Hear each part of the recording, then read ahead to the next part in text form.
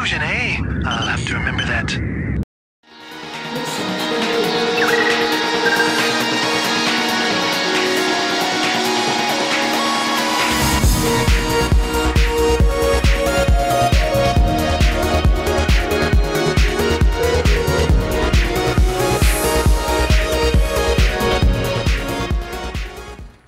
Alright, second set between Fantasy and Mr. Freeze on Fighting Spirit. I am Mr. Freeze. I can store your frozen goods. Batman reference. Here we go. Except, down at the 8 o'clock position in teal is Fantasy. So that means up at the 2 o'clock position in orange was Mr. Freeze. Is it cold in here or is it just me? My favorite rapper is Ice Cube. Okay, that's enough of that. Oh, jeez. I need to start doing more impressions on my channel. Science Vessel. Affirmative, sir. Okay, that was not as good. But okay, yes, Frozean is up here. This is cross positions on a 4-player map. So I expect a longer game.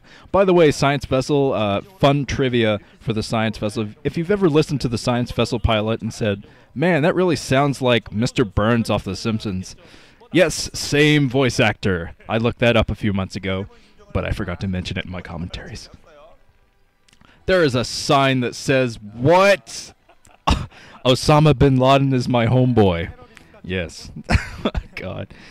Yeah, Fantasy is actually known as the Vulture Terrorist in Korea, and I've called him the Vulture Terrorist on my channel before, just because, yeah, he terrorizes everyone with vultures. So you see a lot of Osama bin Laden in the audience, which might be in poor taste, a little bit, but yes, people do it anyway.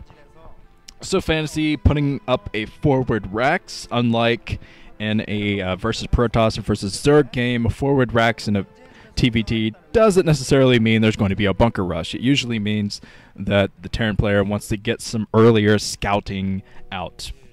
And TVT usually use your barracks to scout. It acts as kind of a huge, kind of mechanical overlord.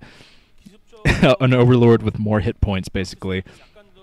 And there's actually people inside of the barracks. I was thinking about this the other day, too. There's actually Marines in the barracks as it's floating off. So I always imagine the Marines, like, throwing candy out or something, confetti, something like that. They should patch that into StarCraft, too. But anyways, Frozean's just building his barracks inside of his main. And looks like both these guys are going to go straight into their factories. I see 3 SCVs on the gas for Frozean. Fantasy's going into the middle of the map looking for cheesiness. And the good part is, since he built a forward rack, he would be completely prepared for any kind of a cheese build. And fortunately for Frozean, he is not going for a cheese build. He's building inside of his base. So it looks like Fantasy's going out, trying to do a little bit of scouting with that Marine. But the bad part about this is, since Fantasy is sending his Marines all over the place, he's not going to be able to keep the SCV out of his base. At least I don't think he is, unless he falls back with one of his Marines. Actually, the Marines are falling back at this point, so with 2 Marines out in the field, Fantasy might be able to do this, might be able to deny the scouting. He's going to run into the SCV down here, might be able to get a little bit of damage on it. Gets a bit of damage. He's going to try to block his choke and keep the scouting information away. And this will be an extremely important if Frozean can't get in here and get the scouting information, because Fantasy is going to have the scout sooner than Frozean if Frozean can't sneak in with his SCV. The barracks is coming up. The barracks is floating towards Frozean's base, and Fantasy's going to know exactly what's coming his way.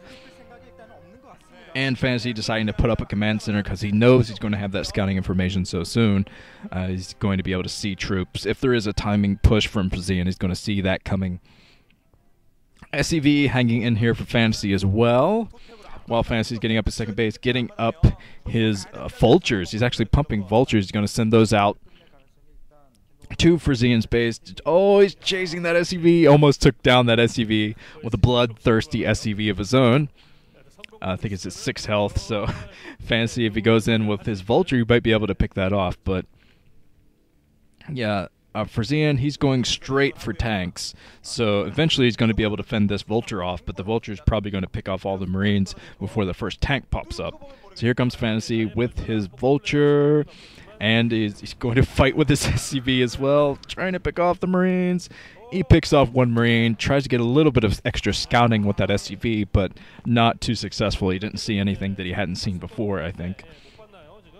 But here comes the barracks for Fantasy, going to sneak in there with that barracks and get the full scout on everything that's coming his way. He's going to see the number of factories, he's going to see when Frozean moves out, going to have a lot of information. If he floats in soon enough, he might be able to see those 2 machine shops spinning, which indicates a mine and siege attack, or maybe just mine and speed for those vultures. Either way, it's going to be a very aggressive attack from Frozean. Very, very aggressive. He could be trying to end the game right now, actually. I think he's going to push with these factories at this exact moment, being scouted by Fantasy. Fantasy is seeing those troops going down the map, so he's going to know to play defensively. He has a bunker up. He probably has a couple of Marines inside of that bunker. This is the first-person perspective, by the way, of Fantasy. I say that as soon as it goes away, of course, but here comes Frozean. He's coming down with some SCVs. He's going to try to do some repairing with this push, too. Very aggressive push.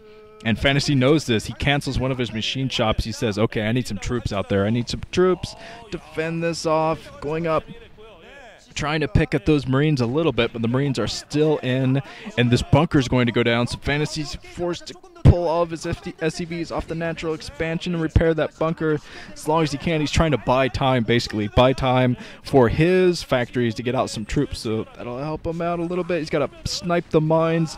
Frozean, very aggressive push from him. He's still pushing with everything he's got.